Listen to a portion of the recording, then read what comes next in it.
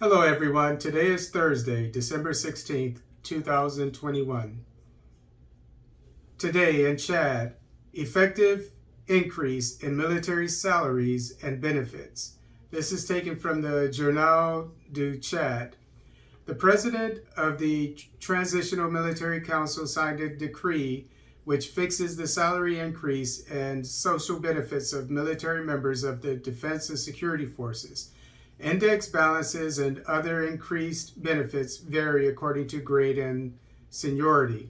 Chad's defense and security forces receive a salary increase.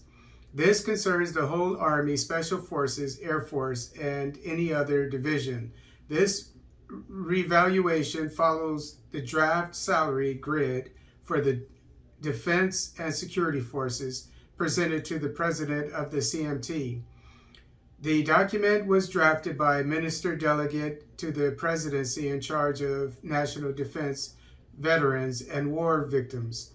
The project is sequenced in 3 scenarios. According to the document, the balances of the second-class soldiers range from 50,000 Central African francs to 80,000 Central African francs. 90,000 Central African francs or 110 Central African francs. The gross balance of the second-class soldier increases to 110,000 Central African francs, which is $189. Scenario 2 reduces the gross salary of the second-class soldier to 90,000 Central African francs. Here, the soldier's salary will be 77,205 Central African francs, or $133, instead of 50,000 Central African francs. Scenario 3 suggests 70,000 Central African francs, which is $122, as the gross salary and of the second-class soldier. This project was validated by the president of the Transitional Military Council, Mohammed Idris Deby. And there are currently over 30,000 active duty personnel in the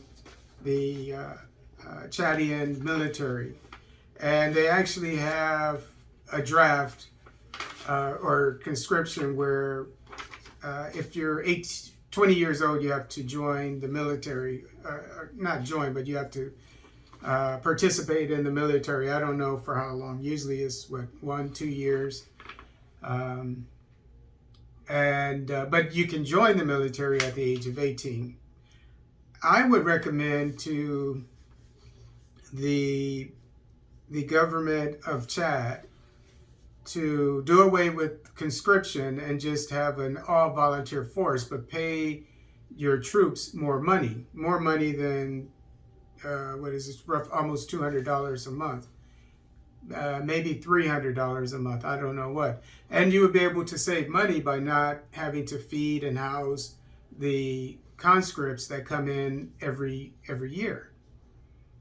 Just give all that money to the active duty personnel, and increase the number of active duty personnel from over 30,000 to maybe between 50 and 100,000. I mean, if you have 100,000, that would be more than enough, I think, to fight the insurgency in your country.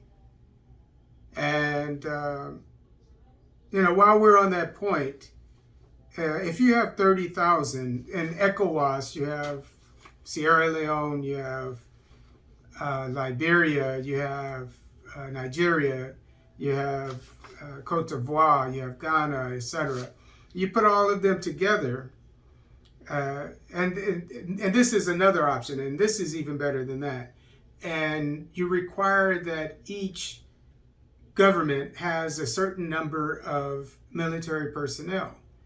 And then you put all of them together, and then you end up with probably 500,000, easily 500,000, if not 1 million, I would think 1 million troops. And with those 1 million troops, you can deploy them to all the trouble spots in ECOWAS.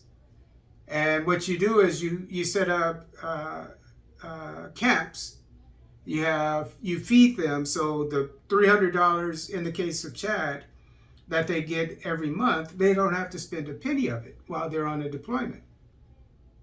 And you feed them, etc. You house them in the tents, and so forth, or you could even build, better yet, build buildings, makeshift buildings of wood or whatever, that you could tear down later or move, and wherever the hot spots are. And then when you're there, you have patrols, and you also have security control points, TCPs, traffic control points, where you check people coming in. And you have basically, you have it set up, everything is, you have security. And believe me, it will work. I've seen it, and I've done it. It would work. So, excuse me, I know I went off on a tangent here, but that's my take on how ECOWAS and other regions of Africa could get rid of the insurgencies.